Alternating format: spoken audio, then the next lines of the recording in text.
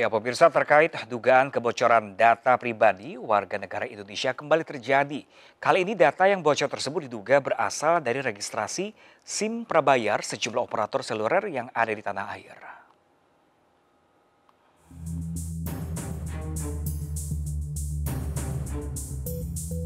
Ya, pemirsa kabar ini mulai muncul pasca adanya sebuah unggahan yang menyebutkan ada sebanyak 1,3 miliar data kartu SIM di Indonesia diperjualbelikan di forum hacker. Setelah ditelusuri di situs breachit.to, dugaan kebocoran data ini diunggah oleh sebuah akun bernama Bjorka. Bjorka menjual data dengan judul Indonesia SIM Card Phone Number Registration 1,3 billion dan ia mengklaim telah mempunyai 1,3 miliar data registrasi kartu SIM dengan ukuran total sebanyak 87 GB. Data ini meliputi nomor induk kependudukan NIK, nomor telepon, operator seluler yang digunakan serta tanggal registrasi.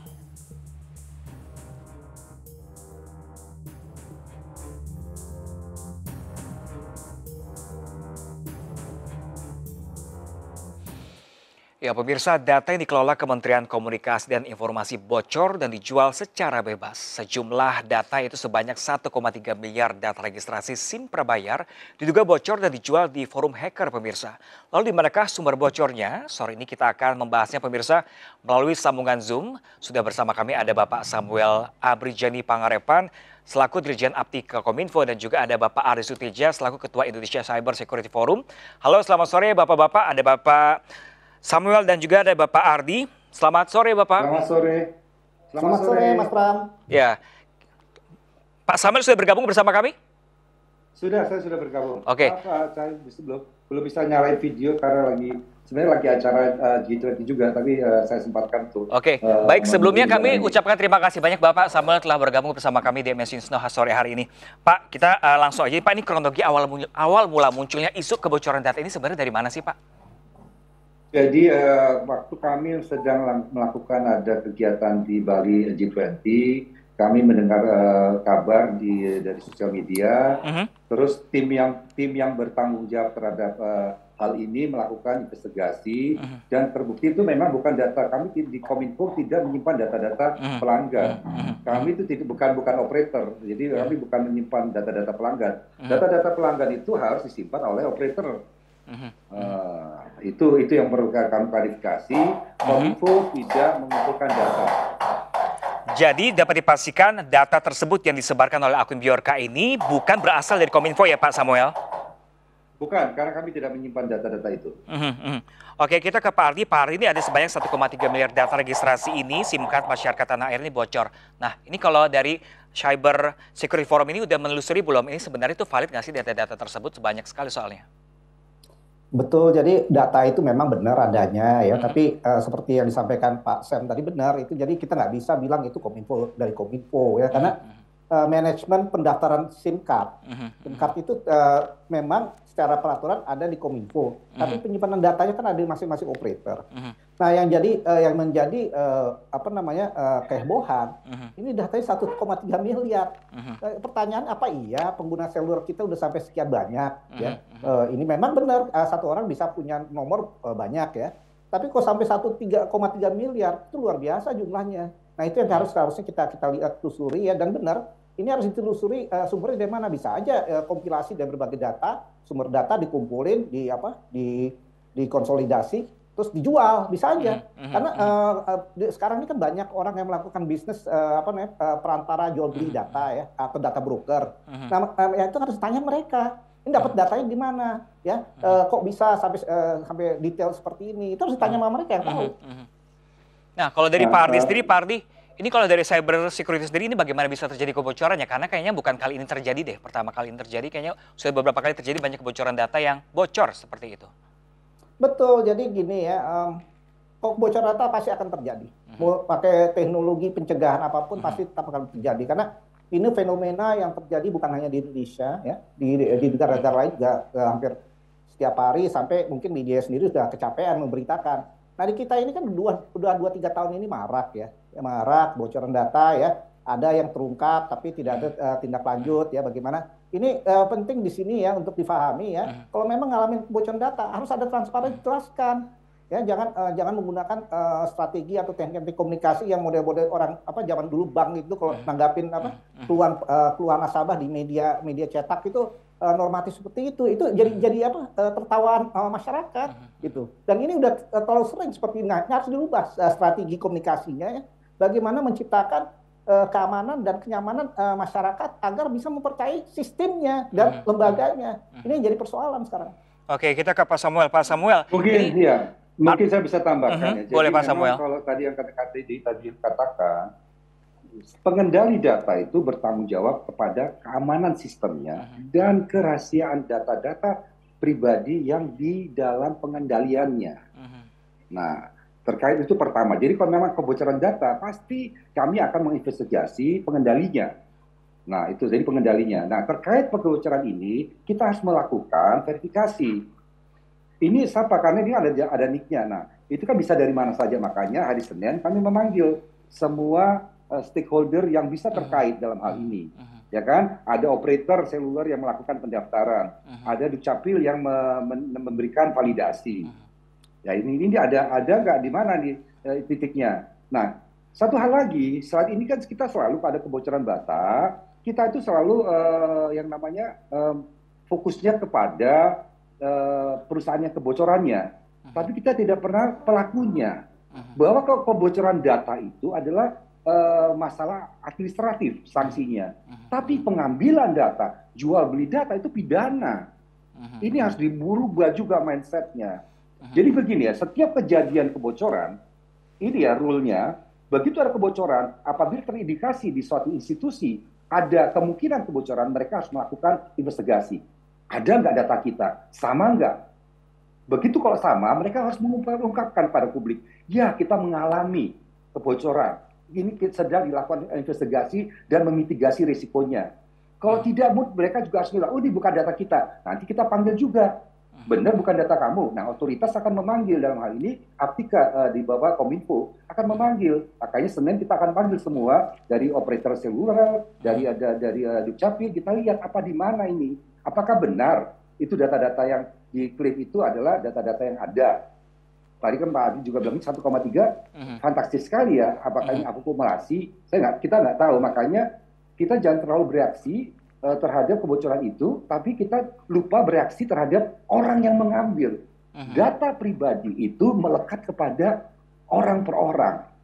Ngebayang nggak data saya, umpamanya bocor itu dalam situnya, dijual belikan, saya akan marah. Saya akan pasti marah pada pengendalinya, tapi saya akan lebih marah kepada orang yang jual belikan. Ya, Pak Samuel, ini kan kalau misalnya ada terbukti bahwa operator ini ada kebocoran di operator ini, ada sanksi beratnya nggak sih Pak Samuel?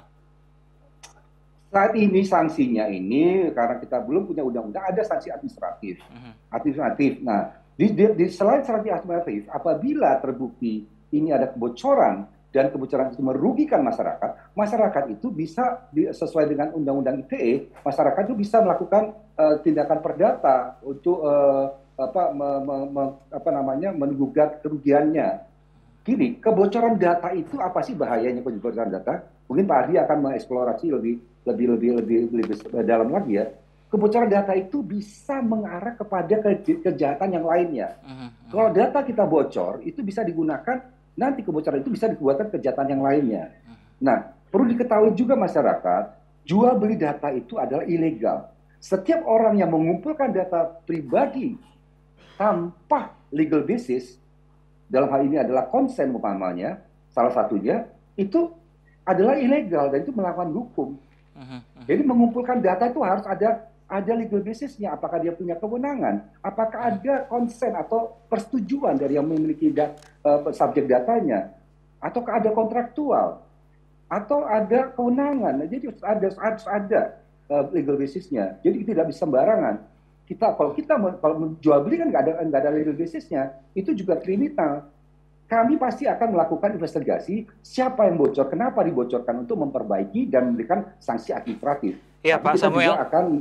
mengundang polisi untuk mengejar siapa yang melakukan ini. Pak Samuel, artinya Gitu ini kan. sampai saat ini di Indonesia belum ada undang-undang yang mengatur langsung tentang kebocoran ini dan termasuk juga pidana untuk para hacker tersebut. Hackernya ada pidana undang-undang ITE, ada illegal access. Itu tuh sebagai kalau masuk tanpa illegal access itu kan jadi cara dia untuk masuk ke suatu sistem tanpa hak, habis itu mengambil datanya itu sudah masuk ke kategori illegal access. Jadi Nah, memang harus iya, dijual. itu mungkin kalau hacker dari dalam negeri, Pak Samuel. Kalau dari luar negeri seperti apa nanti sanksinya seperti apa? Bisa ditindaklanjuti nggak tuh? Bisa, itu kan ada namanya collaboration, namanya ada Interpol, ada segala macam. Kita bisa, kita cari ininya, siapa ininya gitu.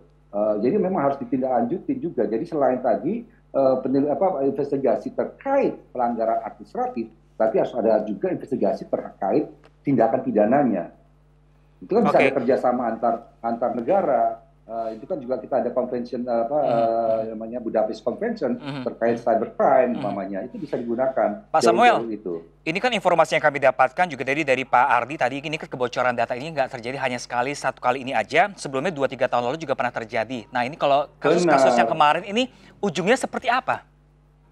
Gini, ini dia, karena masyarakat juga, jadi terutama para pengendali data, begitu mereka sudah memutuskan untuk mengelola data pribadi masyarakat, tolong diperhatikan keamanannya, tolong dijaga kerahasiaannya, tolong spend investasi baik itu teknologi, sumber daya, itu perlu. Tanpa itu nggak mungkin. Jadi harus memang dari awal, karena kita itu adalah material yang dibutuhkan untuk mereka menjalankan usahanya, atau institusi itu untuk memberikan layanannya.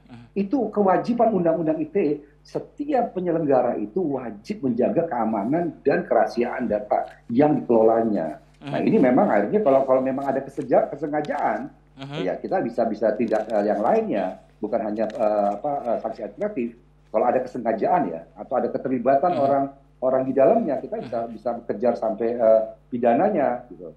Oke, baik. Kita ke Pak Ardi. Pak Ardi, bagaimana Pak Ardi menanggapi di pernyataan dari Pak Samuel tadi? Setuju atau enggak nih kira-kira? Ada sanggahan atau ada sanggahan? Saya sepakat ya, karena saya sama Pak Sam ini udah belasan tahun berjuang ya untuk mengamankan sistem ya, infrastruktur teknologi informasi ya.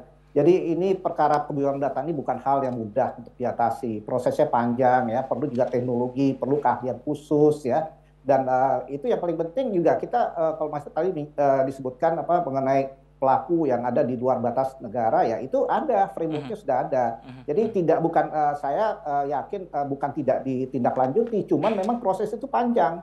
Ya kita harus lihat konvensi yang kita ikut ya, perjanjian kerjasama bilateralnya bagaimana. Tapi yakinkan ya, kemampuan penyidik kita di Indonesia itu sudah mampu ya, sudah mampu melakukan teknik-teknik penyidikan secara digital forensik ya. Jadi jangan khawatir. Cuman yang saya sampaikan ya, ini udah harus ada upaya dari pengendali data ya untuk menyadari tanggung jawab yang berat ini.